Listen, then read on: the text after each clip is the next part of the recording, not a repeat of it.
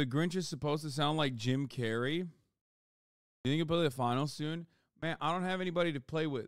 Okay, I would like your input on this. The fuck's Will this? the Dodgers assassinate Shohei Ohtani? He just signed a $700 million contract. That's the most insane thing I've ever heard, man. The answer is yes, bro. He's only getting $2 million a year out of that $700 million, waiting for the end of his contract. They're gonna use my boy. They're gonna use my boy and then fucking discard him like his yesterday's trash. Okay, by the end of his fucking contract. Yes, 100%. Yeah. Contract with them. It's for 10 years, but he's... I love this. I love that, like, this merges, you know, sports analysis by randoms with, like, what TikTok is basically designed for at this point, which is conspiracy theories, right?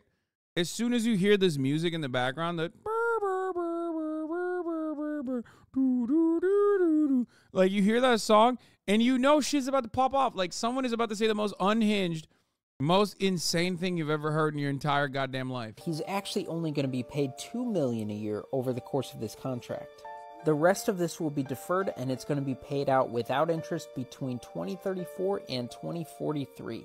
This thing I don't understand is, like, wait, why are there so many kill yourselves today? What is happening? This is like, people see Sunday Fun Day. People see Sunday Fun Day on the title, and they're like, this is my opportunity. I'm going to come in there real quick. I'm going to come in there real quick and be like, fuck you, dude. Kill yourself, dog. Hell yeah. I'm going to fucking spread the holiday cheers, dude. So my first thought is... oh, because the holidays are rough and they're screaming at Amir Hassan. But it's like, you did pole dancing on stream, so a new rotation of haters. But it doesn't make sense because it's like, bro, I mean, part of the reason why I stream during this process, part of the reason why I stream during this time frame, during the holidays, is literally because I do know that for many people, they ain't got nothing else going on. You know what I mean? Did you blast off? I didn't get an alert you were live. I did blast off, but I did it early, so not many people probably saw it. Yeah, should talk about something less controversial, like Israel-Palestine. True. I blasted off earlier already. You pissed off the Swifties yesterday? Did I? I mean, dude, when the fucking podcast comes out, they'll be even more pissed, I guess, then. Talk about Lily Singh? Why? Oh, but the thing I was going to say, you know what? Let me just fucking, I'm all over the place right now. Let's finish this TikTok, and then I'll give you my take on Jujutsu Kaisen. People, these billionaires who own the Dodgers, they're just going to have him killed. Known quitter Magic Johnson, you really think he's going to be happy when that bill comes up? Especially if they don't end up winning a World Series or Ohtani has like major injury issues. These guys are not going to be happy to be paying up in the future. But do these guys know any assassins to hire? One of them could find him very easily, and that's Todd Boehly. Todd Boehly is one of the owners of the Chelsea Football Club, and he bought it from Roman Abramovich. Chelsea Football Club. Abramovich lives in this world. He had financial ties to Putin. Some people say they're friends, I don't know. He apparently might have been poisoned by Russia recently. This player's father was kidnapped, and he said Abramovich came up to him, and he's like, do you want me to send people over? I can get this taken care of. So he's just one phone call away for this Dodgers group to be like, hey, who's the best on the market? Compared to the rest of the money that... I feel like the Los Angeles Doyers franchise will be able to find a fucking hitman way faster than like having to go to Abramovich. Ohtani is owed. Hiring a hitman is pretty cheap. I found this website. They said they collected these prices from publicly available news reports, academic studies, and other public sources. So this is the price of hit. Okay, now I feel like this guy's veering off into the territory of like, here's how to assassinate Ohtani. Like at first he was like, oh, it'd be crazy if like the Doyers actually assassinated him, right? To like, here's how you can hire a hitman and the going rate for what the hitmen are. Also, oh my God, bro, India's got the cheapest shit. What the fuck? In Mexico too? Mexico, $85 for a hitman? I am not going back to Mexico, bro. What the fuck? So, is this credible? Couldn't matter less to me. But just look at all these prices. It's nothing. Even in the U.S., it's nothing. Another thing about Ohtani's contract is that he'll be taxed on where he's living when he gets the money, not based off the California taxes where he earned it. And so he's going to be moving around somewhere. Who knows where he goes? He might have some compound in the middle of nowhere where he resides. Avoid that tax burden. And so I think this could turn into a John Wick type situation where, like, even John Wick at his peak, that it got up only to 40 million, right? So that's nothing for the rest of Otani's money. So I think we could have a John Wick. Fun fact, we converted the last band into John Wick. $40 million. The berries, he would be worth 36 billion berries, more than 6 times the bounty of Goldie Roger. Situation where they put out a global bounty. Wait, $40 million? Dude, the dollar to berry conversion is out of control. What the fuck? Yo, someone needs to fix the economy of East Blue and all of those other places, honestly. The one world government economy is so fucked. That's crazy. Shit's out here looking like Argentina, dog. What the hell? If someone ever threatened my life with a hitman, I would pose as a hitman and get hired to do it myself. Then I would take off my mask and say, I'll do it right now for free. Then do myself right in front of him, changing his life forever. Jesus. Everyone's going after Otani. It would be pretty easy to cover up because people who get a lot of money, people are after them all the time. He might not even be safe in Japan if the Shogun returns and the Shogun doesn't like him or wants to collect those earnings for himself. Taylor Swift breaks political silence to throw support behind restoring the shogunate to throne of Japan. And this is seeming increasingly more likely, like Taylor Swift recently came out and threw her support behind restoring a shogun to Japan. So if I'm Otani, I'm going to be incredibly nervous. I don't know what he has in the contract. Will his family members be paid if he perishes? And if that's the case, will the assassins go after the rest of the family too? I don't know. If I'm him, I'm thinking I'm just going to have the biggest target on my back in the entire world. I'm nervous. This is a very funny bit. I like it because it's like, it's just so insanely stupid. What is this? Gaylor update.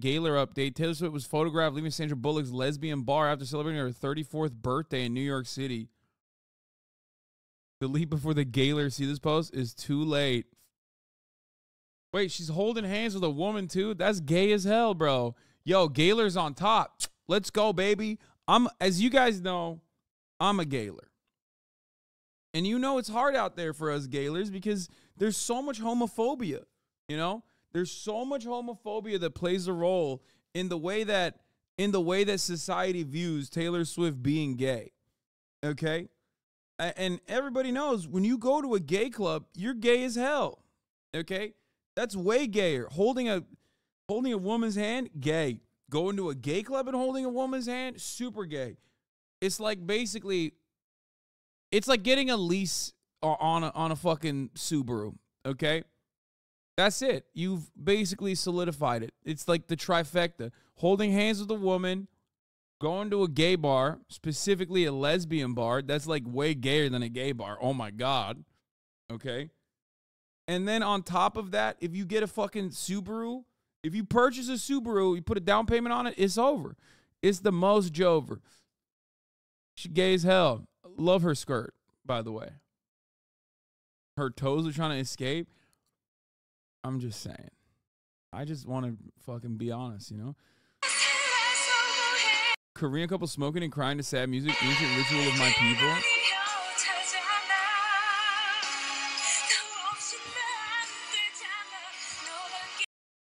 What the fuck? Wait, did Sandra Bullock finally come out as gay? I don't fucking know, dude. I don't keep up with this shit. I just know that Taylor Swift is Gaylor. I'm Gaylor. I'm a Gaylor for Taylor. What was your Jujutsu Kaisen take? My Jujutsu Kaisen take was that I don't understand the combat system. Like, I think it's very well drawn, and I just kind of watch it, and I think, wow, this is very well drawn, and it's cool. But I literally am too embarrassed to ask at this point. Like, I don't understand the combat system. I don't understand the abilities that well. Sometimes, like, there will be, like, a new character. One thing I will say is this, okay? Every episode of Jujutsu Kaisen starts off so fucking randomly that, like, anytime I open up the new episode, I'm like, fuck, did I miss an episode? What just happened? because I'm watching it like week after week, right? It's like one of the only shows where I watch like week after week. And it always opens up with like an inexplicable concept. It could be literally a flashback. It could be a flash forward. It could be whatever the fuck's going on. It could be a whole different damn show. And you just sit there and you're like, what did I miss from the last episode? And then you have to go through the goddamn Crunchyroll user interface, which is one of the hardest user interfaces to navigate on the fucking planet. And then go back and find like the older episode, which is like another 15-minute process. Okay. And then you click on the previous episode and you're like, oh no, I did actually watch the previous episode. It just turns out that this new episode started off without giving you any like notice on what we're doing. Okay. And then, you know, I finally sit down and I'm like, okay, I guess we're just in a totally different time frame here. And then they introduce a character and I'm like, did I know this character? Where'd this fucking guy come from? It seems like everybody knows him. I can't remember this guy. What the hell's going on? So then, you know, I watch it because it's beautiful. I mean, it's so well drawn. I do love the hyper realistic, like, you know, the Shibuya train station is like 1-to-1, right? In the Shibuya arc, like the train station is redrawn. And I think that that's very cool. Okay. And the fight sequences are incredible. Some of the best. But having said that, I don't fully understand the combat mechanic, and I'm too afraid to ask people at this point. I feel like people are going to bully me. You know what I mean? I don't know. I don't fully get it. I'll tell you this much. I don't know what the fucking names of the characters are. And it's like, it's mostly my fault, right? It's mostly my fault for not knowing what the names of the characters are. And like half the characters, I'm like, I don't know who this guy is, right? Obviously not these two. Like, I know him as like blind guy who's not blind with beautiful eyes. And then main guy with a demon in him. He's got that dog in him, right? That's how I know them. Yes. Hasanabi is, I have this problem in every anime. No, it's not every anime thing for me. I feel like Jujutsu Kaisen is so front-loaded like Bleach with like a ton of characters. Like, Jujutsu Kaisen very much, very similar to Bleach, has like a core squad, certainly, but even the core squad, you're just like, what the fuck? I don't know what the fucking backstory is. Like, did one of them die? What's happening right now? And then there is like a shit ton of characters. It's so stacked that you're just like, I don't know what the fuck is happening here. It's not political. Hassan doesn't remember the anime. I mean, that's not true. This is exactly my experience watching Lamau. I just enjoy the animation and fight scene and don't worry too much about anything else. No, for me, it's like, guys, it's anime. It's supposed to be fun. It's not supposed to be a chore. There's no homework that you need to do to fucking understand anime, okay? This is something that I've brought up about One Piece as well. There are certain aspects of One Piece where it like becomes a chore sometimes, like if the pacing is really bad. Shouts out to Toei for that. But like, the point is like, if there are too many fucking characters, right? And like there isn't enough like memorability or diversity amongst the characters. I mean, they are diverse from one another, but like,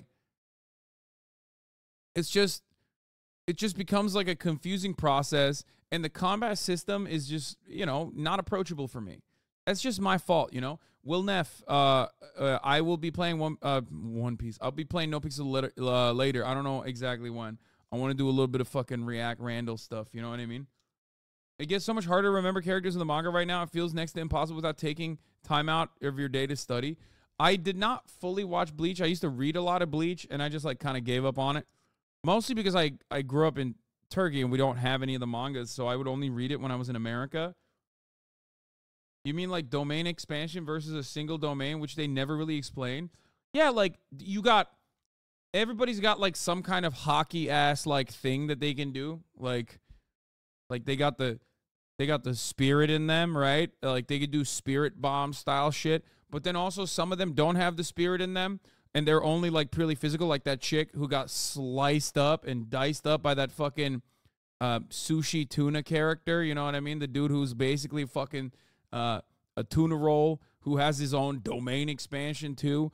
And then it's like you got the enemies that are like curses, but then some of the enemies are humans, but then they're also working with the curses, which are pretty bitch made if you think about it. And then they like turn the fucking humans into curses too. And it's like, I don't know, man. I just don't. It's just too much. It's just too much.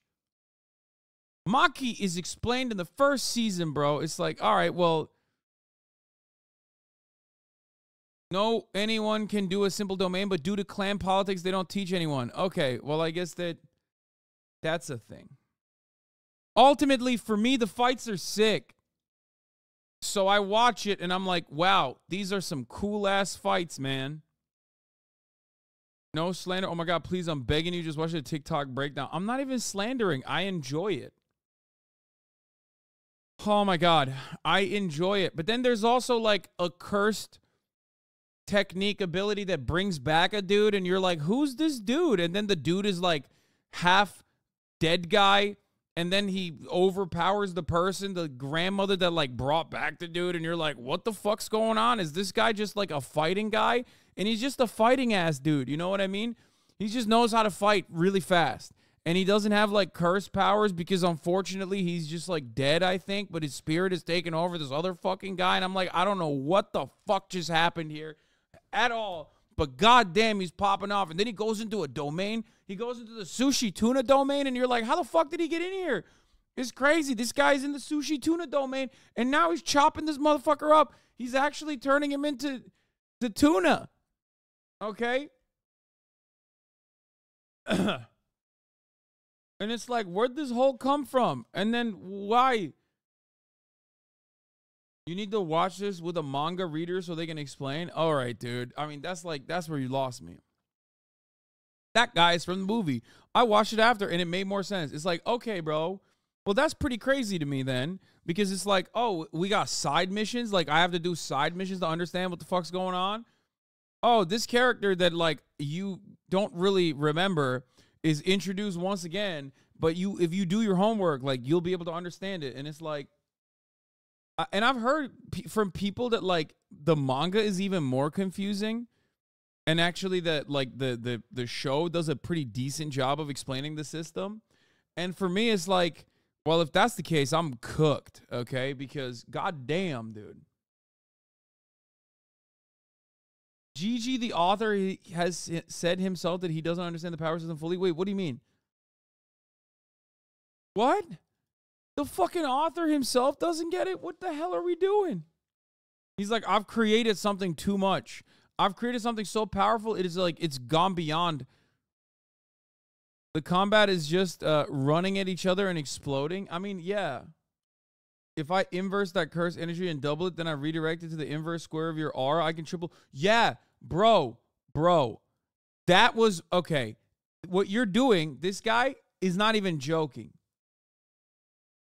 Okay, this motherfucker's not joking. He is verbatim copy pasting how blind guy who's not blind describes his power. Okay, if I showed that shit to you, you would never watch Jujutsu Kaisen, because honestly, that seems like nerd shit. Okay, that unironically seems to me. That unironically seems like such next level nerd shit where you're just like, my brain hurts. I want to turn my fucking brain off. You're dramatic, dude. Okay, now I gotta find a clip of him literally doing that. Okay, what's the name of the blind guy who's not blind? Yeah, but isn't it nice to have a show where the spoilers don't even make sense if someone types them? Yeah, exactly. Gojo explains his power. Okay. Here. When I explain this to you. What the fuck? This guy literally made a YouTube video. Gojo's power explained in 5 minutes. This guy needed to take 5 minutes to explain it, dog. What the fuck? This guy took 14 minutes to explain it. I mean, this shit's fucking hard, dude. Here. What is up, guys? No, I don't want to hear, like, I want to hear him say it. Because there's literally a moment in the battle where he just basically explains it himself personally. Oh, I think this is it. This isn't even it.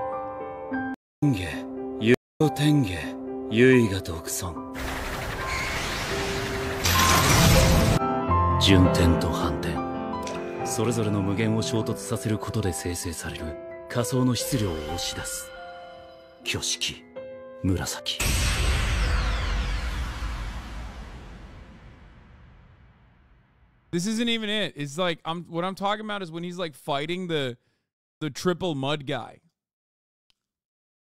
Oh, is this the guy that chopped up the tuna, by the way? I think he explains like the math equation behind it. Okay, now it's starting to make sense to me. He just looks way more yacked here than he does when he's like revitalized and inside of another person's body. So honestly, that's the reason why I was like confused. But I think this is the one. Oh.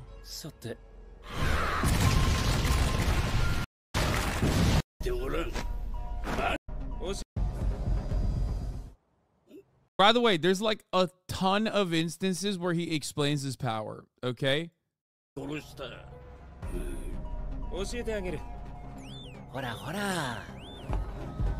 I did watch the season.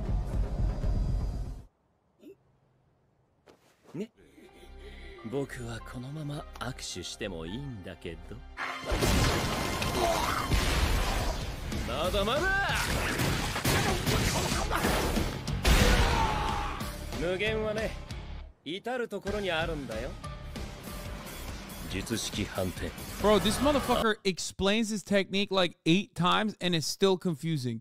And each time he explains it, it gets more confusing. Okay? Shut the fuck up with spoilers. There's no way you're going to comprehend what he's describing for it to even be a spoiler. Okay? That's the funniest part. People are like, oh no, spoilerinos. And it's like, no, they're not a spoiler. Because you want to know why they're not a spoiler? Because you don't know what the fuck's going on.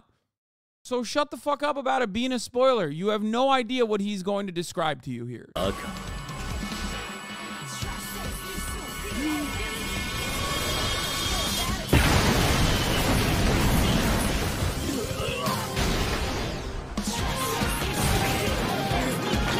He's always explaining his shit.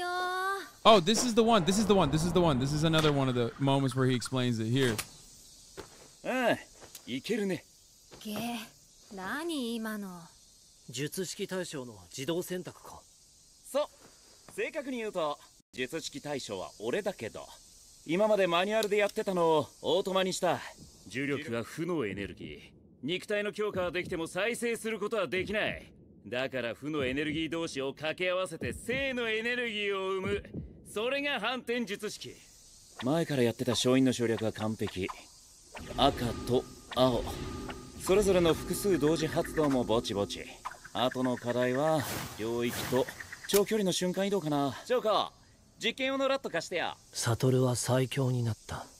Yeah, what? How has he become the strongest? We don't know. You want to know why we don't know? Because nobody knows what the fuck he's doing. He doesn't even know what he's doing.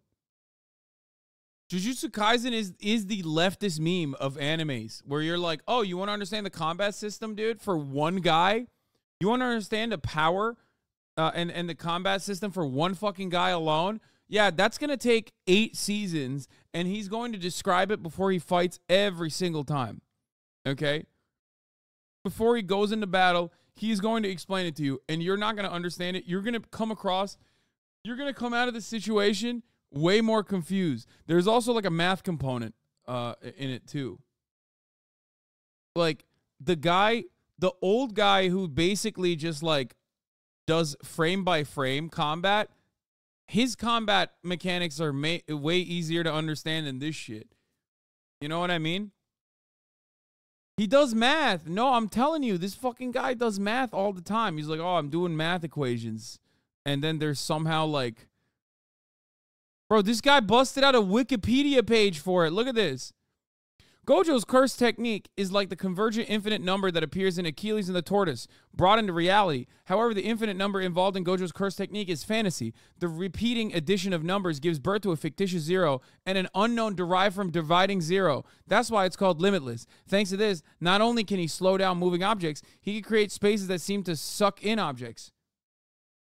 Gojo's curse technique is fantasy. That because of the convergent of infinite series. Yeah, bro, he literally explains it. Like, it's not. My technique involves the convergence of an infinite series. Things that approach me, slow down, and never reach the target. It's like, get the fuck out of here, dog. Get the absolute fuck out of here.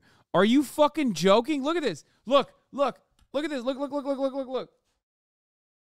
The reason I decided to go with natural negative numbers instead of negative numbers is because anyone trying to discredit the logic would just end up saying, whatever, this is made up. Anyway, with regards to my excuse reasoning, S is 1 divided by 2 plus 1 divided by 4 plus 1 divided by 8.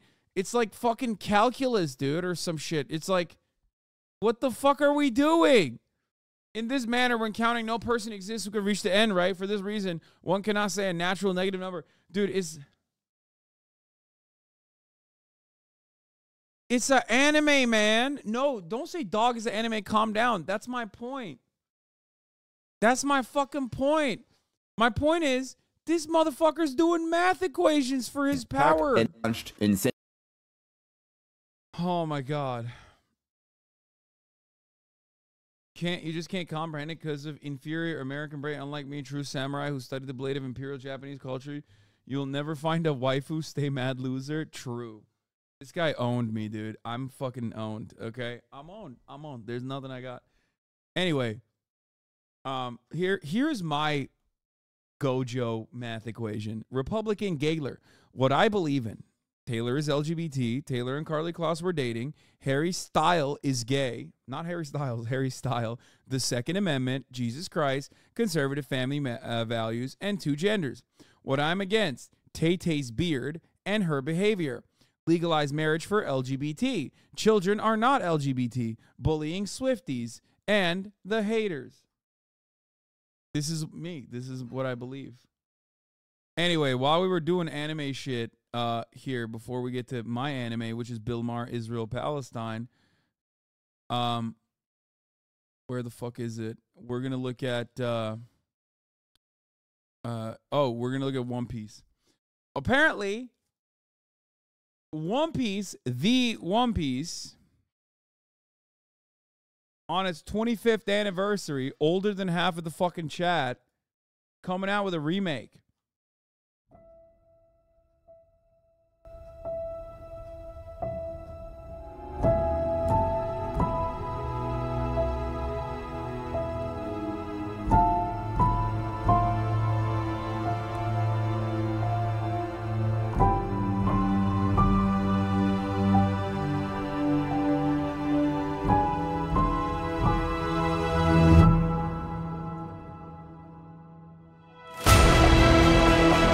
You said remaking something that isn't finished?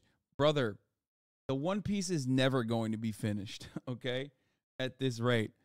It's taken 25 years. I think it's fair to do a remake, at least up until, like, the time skip. I would have personally liked the post-time skip remake because that's the part that actually requires a remake, unironically, okay? But, yeah, the reality is, if it's taken 25 fucking years, dog, I think you can do a remake at that point.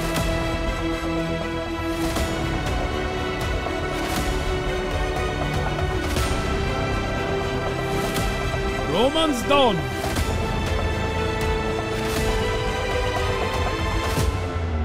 That's so sick.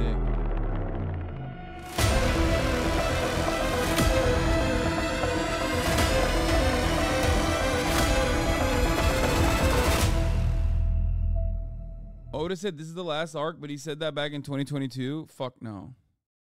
Also, Oda has a Monsters. Eiichiro Oda's Monsters anime adaptation is set to arrive on Netflix with a release window now revealed alongside character designs and a new visual too. So we're eating good here. Go to heads. We're eating good here, boys. It's gonna be Gonna be great. One Piece, but American political spectrum? Koala was a paid actor. The fish Oh, I fucking saw this earlier on my fucking fishermen are timeline. just a bunch of crybabies. The world government doesn't do anything excessively evil. Prejudice breeds stability in the One Piece universe. Akainu did nothing wrong. Ace was a fucking criminal. Kuma was grooming Jewelry Bonnie. He should be lucky his buccaneer ass doesn't get cut down by the minority hunter. The Celestial Dragons did nothing wrong. They were simply born into wealth. It's the laziest and worst part about Oda's writing. But you know what the best part is? The opportunity to gamble. I'm taking bets. Who's gonna win? Mihawk. Spoilers? Okay, we won't watch it. Anyway. All right, everybody fucking calm down. It's fine. Yeah, Z-Way interview George Santos. We'll have it tomorrow. Have you talked about the Yu Yu Hakusho live? It's super good, actually. I haven't watched it yet. I haven't had time because, like, my mom and I sit down after a long day and I turn on Netflix and I can be like, Mom, can we watch the Yu Yu Hakusho remake? Because there ain't no fucking way. Can we watch a live action Yu Yu Hakusho? Is a conversation that is not happening. You know what I mean? I can't pull that shit off. So I gotta sneak that in somewhere. It's not good. They cut out the tournament arc. Wait, what? Isn't that the best? Isn't that quite literally the best part of the entire thing? Did you talk about the OnlyFans staffer fucking in the Senate floor? Yes. It's awesome. Who was your favorite One Piece villain so far? I think it's there's no question. It's 100% Don Quixote Doflamingo, and I it's not even like a recency bias for me. He clears. He fucking clears across the board. It's just not even a thing. I don't know who would even come near him. I guess like maybe what's his face? Was it Ainu or Akainu, maybe? Like he's kind of shitty. People saying Crocodile, but like Ryuma is the protagonist of Monsters, the zombie from Thriller Bark, and an ancestor of Zoro. Oh. Croc got done dirty since he was early game. I mean, but Crocodile is like the classic like villain turned kind of friend, but also villain at a distance, that kind of thing. Whereas like so far it's just like Doflamingo is just like straight. No, you just spoiled Ryuma to Hassan Chatter's cake. Wait, no, Zoro. I remember the fucking sword that Zoro got was Ryuma's, right? In Thriller Bark. That's what I remember. Like the zombie ghost guy that was revitalized in like Thriller Bark. And you dare make fun of Disney adults law? Look, I'm not saying don't consume anything, chat. What the fuck? Like, it's fine. I'm just not like losing my shit as a goddamn adult at anything but SNL. Okay? That's the only thing I lose my shit at, and that's perfectly valid. My nose hairs are getting too long. I don't know what the fuck's happening here. It's like, it literally is like, I feel like it's peeking out of my nose and like tickling me. So annoying. Old man shit. React to Sidemen, Split or Steal. I don't know what that is. Welcome to your 30s. Yeah.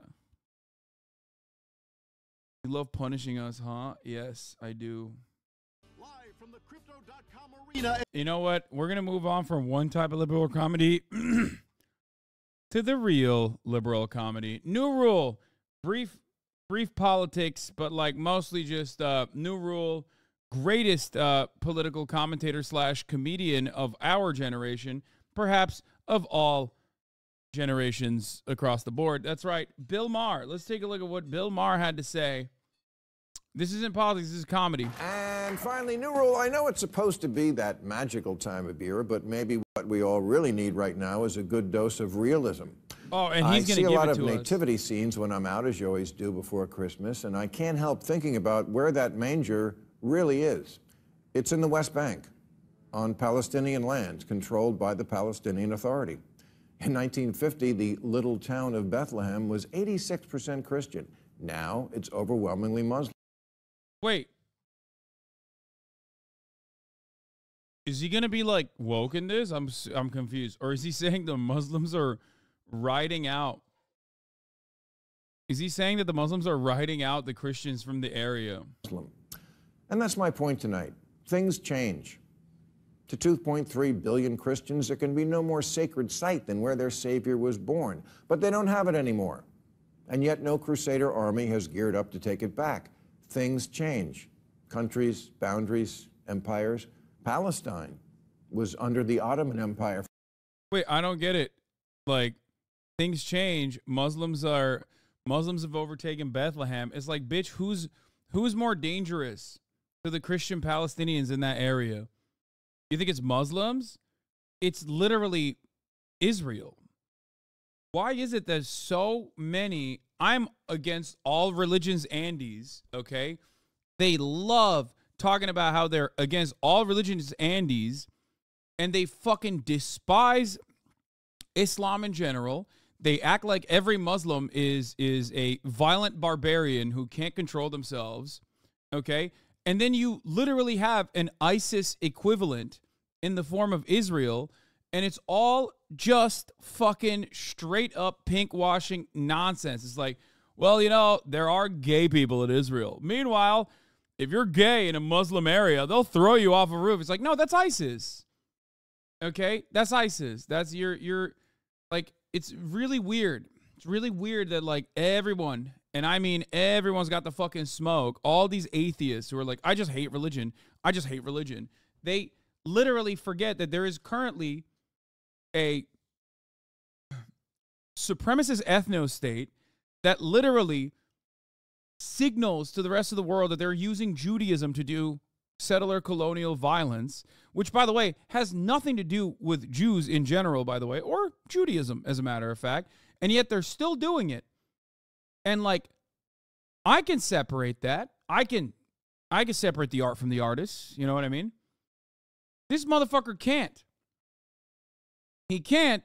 And even in this circumstance, can you please show Israelis spitting on Christians just in case chat said you're speaking from your ass? No one in my chat said I'm speaking from my ass. It's always so odd to me. It's always so odd to me that the I'm atheist, by the way, Andes have incredible amounts of smoke and literally will conflate Islam with fundamentalism. Okay? But when you have like a fundamentalist, a theocratic ethno-state, okay, that is openly like, no, we're doing this for Judaism, he can't fucking look at that situation and go, these guys are using Judaism as a tool, and I can separate the two. If he separated on the Israel side and actually had criticism for Israel, while simultaneously not separating religion from the actions of like ISIS or whatever, in that circumstance, he would still be better than what he's doing right now. And even then, that still would be unacceptable because you have to do that decoupling for both. Is Zionism really fundamentalism? Yes, Zionism in its contemporary expression is fundamentalist. Yes. Yes, it is. What do you think, like, having a nation state built on, having a nation state that has, like, in the law that non-Jews do not have the same fucking rights as Jews means? Like, you think that's, like, not a fundamentalist and otherwise, like, apartheid structure? It 100% is. For 400 years, but today an ottoman is something you put under your feet. My point is, these guys, every single time, r/atheists, Andes, or like anti-theists or whatever, okay? These guys 100% are just Islamophobic, and they try to mask that Islamophobia by being like, oh, I just hate all religions. I mean, I shit on Christians all the time, too. And it's like, no, dog, you don't just hate all religions, okay? First of all, hating all religions across the board is weird, too. It's like, what's it to you, dumbass? As long as someone isn't using their religion to do something violent or to control someone's behavior, which in certain instances, fundamentalist Muslim governments certainly do that. And I think that's fucking gross. And I criticize it all the time. But I still separate that from the people. Okay, I still separate that from the expressions that people have or the experience that people have with religion. Entirely different. One is racist and desperately edgy, even though it's not, it's no longer like 2013 and you're just like a fucking dumbass. Okay. And trying to make the classic like, huh, lol, Muslims suck. Am I right? They're all violent barbarians. The other is just a genuine criticism, a criticism of like, a criticism of anti-secular behavior. But yeah, Sam Harris and Bill Maher and many others routinely shit on Islam, falsely conflate Islamic fundamentalism with the entire world of Islam, and claim that it is within the ideology that makes it so extra violent, while simultaneously they run defense for Israel, even though Israel, quite literally, not dissimilar to ISIS, uses religious fundamentalism as the backbone of its Zionism, of its colonial violence. It's a false conflation both ways. It's a false conflation, and it's fucking bullshit, and it's cynical when ISIS does it, and it does not mean that all Muslims are the same as ISIS, just like it's fucking bullshit when Israel does it. This is why I say anti-Zionism is not anti-Semitism. It can be, but it's not. Okay? Across the board, anti-Zionism and anti-Semitism are separate things. As a matter of fact, many Zionists engage in anti-Semitic acts regularly. Okay? This is the same guy that was pole dancing yesterday. Fuck yeah, baby. That's what I got. I got the most diverse type of content you could ever see. I'll be pole dancing yesterday. I'll be Italian Grinch at night. And then later on Sunday morning, I'll watch a little bit of SNL and immediately dive the fuck into Bill Maher to give you analysis on all these new atheists and how they just basically traffic Islamophobic sentiment. The city of Byzantium became the city of Constantinople, became Istanbul. Not everybody liked it, but you can't keep arguing the call forever. The Irish had... I think what's really funny about this, by the way, is that, like, he's kind of shitting on Israel right now. Like, Judea and Samaria, like the notion that Israel belongs historically to Jewish people is quite literally something that predates Istanbul turning to fucking Constantinople. You know what I mean? That's the difference. That's the funniest part about it. He, I assume, is going to be shitting on Palestinians in this circumstance and be like, get over it, okay? Get over it. It happened 75 years ago. Except the irony here is that what he's showcasing implies the moral bankruptcy within the Zionist argument that, like, this is a land that belongs to Jews. Had the entire island to themselves, but the British were starting an empire, and, well, the Irish lost their tip.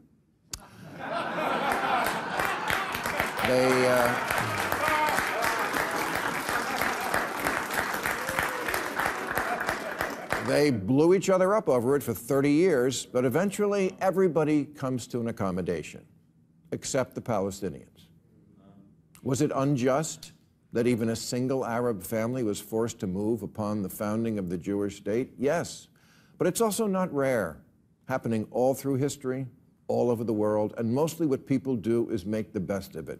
After World War II, 12 million ethnic Germans got shoved out of Russia and Poland and Czechoslovakia because being German had become kind of unpopular.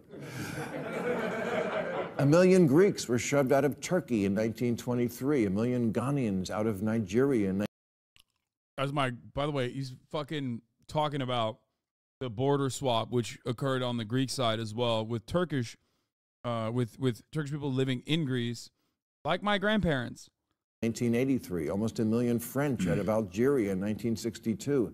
He's conflating a whole bunch of different things. Like, the border swap is between, like, two states post World War I. Obviously, it's very different than the IRA, which is more closely related to anti-colonial actions by the Irish that wanted autonomy from the British, and perfectly understandable for them to engage in acts of violence, and then ultimately, which ultimately led to the Troubles. Algeria is another one that is like a comparison that favors the Palestinians. So I don't know why he's like bringing this shit up and being like, well, Palestinians need to suck it up. Look at all these other people that fought and won. Nearly 1 million Syrian refugees moved to Germany 8 years ago. Was that a perfect fit? And no one knows more about being pushed off land than the Jews, including being almost wholly kicked out of every Arab country they once lived in. Yes, TikTok fans, ethnic cleansing happened both ways. In Fiddler on the Roof, the family is always moving. It's like, bro, what is important about this date?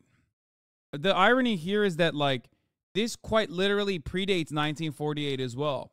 Okay, immigration occurred, and there were minor pogroms or major pogroms, as a matter of fact, depending on which country you're looking at, due to Arab nations and their own colonial, or not colonial, sorry, their own nationalistic post-colonial movements. Okay, the irony, however, is that what's the significance between this date, 1948, and 2018? I wonder what happened. The irony here is that this is a more complex thing than the way he's presenting it that actually doesn't favor the argument that he's trying to present.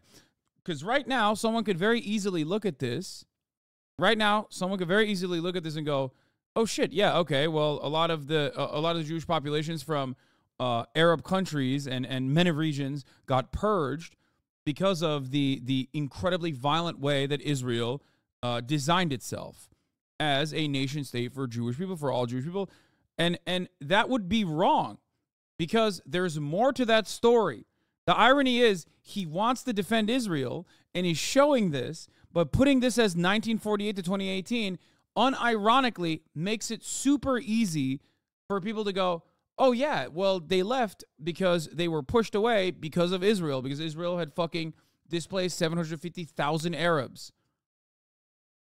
Happened both ways. In Fiddler on the Roof, the family is always moving to stay one step ahead of the Cossacks, but they deal with it. When they're leaving Anatevka, they say, hey... Wait, what the fuck? Brother, Brody be like, Jews deal with it after the Holocaust? Like, what the fuck are you saying? Jews deal with the pogroms. They deal with it. And so should the Palestinians. It's like, what? That's the argument? The argument is that, like, some of the most notoriously awful things that happened to an entire ethnic group historically, okay, is actually fine. Just, you know, fuck it, YOLO. That is an insane argument, Bill Maher. What the fuck? This dumb motherfucker just said ethnic cleansing happens, deal with it. And then unironically used a pogrom as his, like an anti-Jewish pogrom as his argument. These are literally like the worst things that have happened, okay? You can't just like point to the worst things that have happened and be like, and it's happening right now, so you should just suck it up. Like, the entire reason as to why this art exists is so that people understand that this was traumatic and bad and wrong. It's not to look at it and go, well, they got a fucking violin out of it. You know what I mean? Someone was playing a musical instrument throughout it. How bad could it fucking be? That's not the takeaway here. The takeaway isn't to look at that and go, yeah, Jews dealt with the pogroms. Why can't the Palestinians deal with the pogroms? Like, especially when it's currently happening, when it's ongoing, when it's like happening in the real world. Wasn't so great anyway.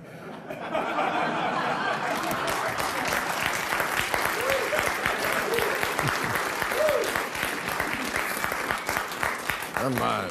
Like other countries don't have roofs you could fiddle on? Now, that's not how they really felt, but they were coping. They coped, because sometimes that's all you can do. History is brutal, and humans are not good people. Bro, Bill Maher is literally saying, like, he would be looking at a pogrom happening, like an anti-Jewish pogrom happening, and going, well, you just got to cope with it, because, like, other ethnic groups have been cleansed from the land before, too. Like, that's what he's literally saying. He's like, if he was around during the Holocaust, okay, if he was around during the Holocaust, he'd be like, Warsaw Ghetto, why the uprising? Why the uprising, Warsaw? it's not that nice anyway. Just get the fuck out. And it's like, well, they can't. But also, just deal with it. You know what I mean? Germans have done a phenomenal job so far. Bad things happen. Just deal with it. And by the way, that's not even a fucking stretch, because he unironically made that argument and solidified it by pointing to a fucking anti-Jewish pogrom to be like, well, they dealt with it. Why can't you? That's crazy. It's happening right now, dog. You don't have to make the you don't have to make the argument that you 100% will be if you're alive, 50 years from now, right now while it's happening. History's sad and full of wrongs, but you can't make them unhappen because a paraglider isn't a time machine. People get moved and, yes, colonized. Nobody was a bigger colonizer than the Muslim army that swept out of the Arabian desert and took over much of the world in a single century. And they didn't. This is the funniest fucking thing, dude. Dog. History is built on colonial violence, imperial wars, actions, conquests. This much is true. He's not wrong. Okay? The difference is that was 1,400 years ago. Not happening last Tuesday, not happening today, not happening yesterday. Okay? That is the difference. And the whole point of reading history is to understand how we got here and to take lessons from the past in order not to repeat them. Okay? This is ridiculous framing. I don't know how to deal with something so stupid. Because this conversation is being had in an effort to justify current settler colonialism, which he basically admits is settler colonialism. That's the funniest part about this. Bill Maher here is looking at the situation in Gaza, in the West Bank, and he's saying, yeah, that's settler colonialism. And what you have to do, Palestinians, is just suck it the fuck up and take it and die. Because for many, Palestinians don't even have anywhere to go. The 2 million in Gaza, they can't even fucking escape. Many of them don't even want to. And it's so crazy. Why not retort with Roman conquest? Because that would be stupid, my friend. That's why. Or the British Empire, or the current American Empire. That would be stupid. Well, the American Empire, not as much. Especially because it's infinitely closer in history. It's happening right now. It's very, very stupid to point to colonial violence and its frequency and its likelihood of occurrence in the past to justify it right now. It's the exact opposite. It is the exact opposite of history. The exact opposite of history. You're supposed to look at the wrongs of the past and not repeat them, right? That's what never again is. That's what the whole basis behind Holocaust scholars and their work. That's what it's for, right? It's not because they're fucking freaks who are fascinated with the Holocaust. They literally have spent all of this time specifically looking at the details of the horrifying machine of murder, death, and destruction, specifically so that this never happens again. How do we get here? How do we make sure that this never happens again? He literally looks at that and goes, no, it happened in the past, and I want it to happen again, and I want it to happen over and over again, and the victims need to suck the fuck up, which is crazy. It's a very weird way to argue. Didn't do it by asking. There's a reason Saudi Arabia's flag is a sword. Kosovo was the cradle of Christian Serbia. Then it became Muslim. They fought a war about it in the 90s, but stopped. They didn't keep it going for 75 years. Brother, the only reason why, first of all, that's a ridiculous fucking thing to also bring up too, but the only reason why none of what he is mentioning, none of what he's mentioning actually are relevant to the matter is because right now, as we speak, Israel has passed the 75th year of its apartheid. That's the reason. Okay? And in that maintenance, there are consistent purges that occur consistently inside of territories that Israel currently occupies. Okay? That's the difference. Israel is very unique in that sense. There were deals on the table to share the land called Palestine in 1947, 93, 95, 98, 2000, 2008, and East Jerusalem could have been the capital of a Palestinian state that today might look more like Dubai than Gaza. Oh my God, he's so stupid, bro. It's additionally funny because I know I said I wasn't going to cover politics, but this is also additionally hilarious and wrong because Benjamin Netanyahu yesterday, while Bill Maher was doing this smug ass, I don't know anything, but I'm just a conservative that uses I'm just a conservative that hates the Republican Party, basically, aesthetics, to give you American politics for fucking dumbass, out-of-touch boomers. When he was doing that, Benjamin Netanyahu was revealing to the public something that we here know very well, that he has consistently thwarted any efforts towards Palestinian statehood.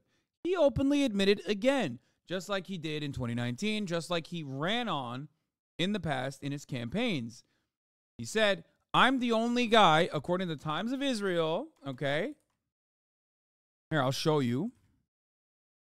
Pointing to Hamas's little state, Netanyahu touts his role blocking the two-state solution. He said, I'm proud I prevented the establishment of a Palestinian state. Did Bill Maher not know this? Well, maybe this iteration of it just happened while he was live. He was too busy fucking, being Islamophobic. But the reality is, he had said this before as well. Time and time again, both on camera, both off camera, in closed-door meetings. This is it. Here's a video of him saying it. גאה על כך שמנעתי את הקמתה של מדינה פלסטינית, כי היום כולם מבינים מה הייתה יכולה להיות המדינה הפלסטינית הזאת, אחרי שראינו את המדינה הפלסטינית הקטנה בעזה, כולם מבינים מה היה קורה, אלו היינו באמת מתקפלים מול הלחצים הבינלאומיים ומאפשרים מדינה כזאת. So the notion that Palestinians were ever afforded a real statehood is really stupid.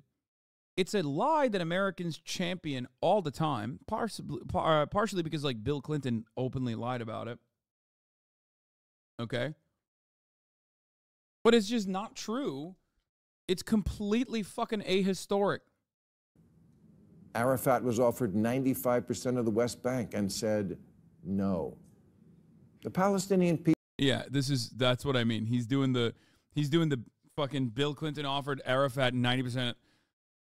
Oh my God. First of all, it's his territory technically. He is the representative. Okay? And secondly, not only is this his technically it's, the Palestinian land, but it's not a difference of agreement between 5% versus 100% or 95%.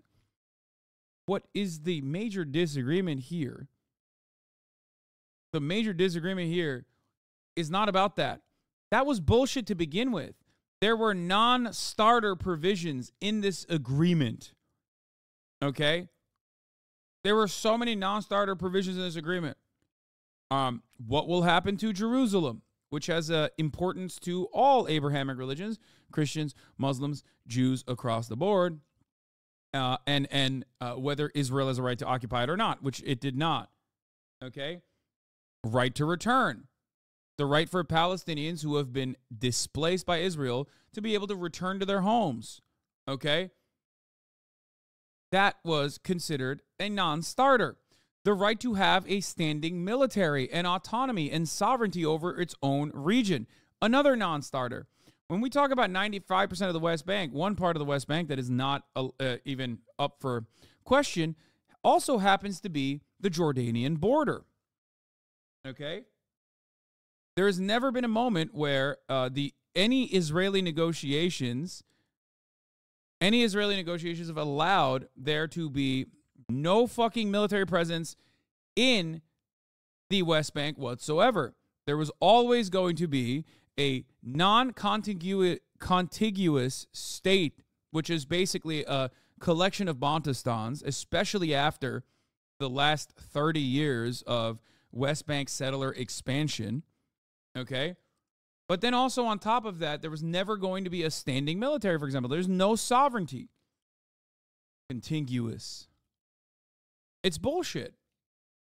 And what always sucks about situations like this is that, and this is something I repeat quite frequently, almost as frequently as the top of the hour ad break, right? Like I tell you at the top of the hour, there is a 3-minute ad break. If you no longer want to see those ads, all you need to do is subscribe for $5 or for free. Yeah, he wasn't even offered 95% ever. That's made up. He's referring to the Clinton parameters, which were accepted, but they were parameters, not an offer. These parameters, which came in December 2000, late in the process, forced the Israelis to move closer to the Palestinian position on territory and were the basis for the negotiations in Taba, which were shut down after the Israeli election. Yeah. So here's the thing. That's one thing I mention all the time, right? The top of the hour ad break. The other thing I mention all the time, going back to the serious face here for a brief moment, when everyone is motivated to not know the truth, then lies are basically the truth. If every single person believes a lie, then that lie might as well be the truth. If every single American either A, doesn't know anything about the Palestinian-Israeli peace process, okay, or B, the ones that are quote-unquote knowledgeable are actually knowledgeable with misinformation or armed with misinformation, whether they are willing actors of spreading that misinformation or not, then the truth might as well be whatever the fuck the American attitude or the Israeli attitude is, regardless of the actual truth of the matter. This is a major problem with the way that I try to explain certain fundamental concepts here at the Hasanabi broadcast. It's that I'm not necessarily arguing, I'm actually delivering to you an accurate assessment of events, but unfortunately, because of the way that people have been taught, because of the way people think that there's never been a real, there's been a very honest effort on the Israeli side to give Palestinians a peace offer and an actual statehood, which was never, ever on the table to begin with, a real state in the way that you understand it. Because people have been taught wrong and taught falsehoods, that might as well be the truth. Damn, this guy's good.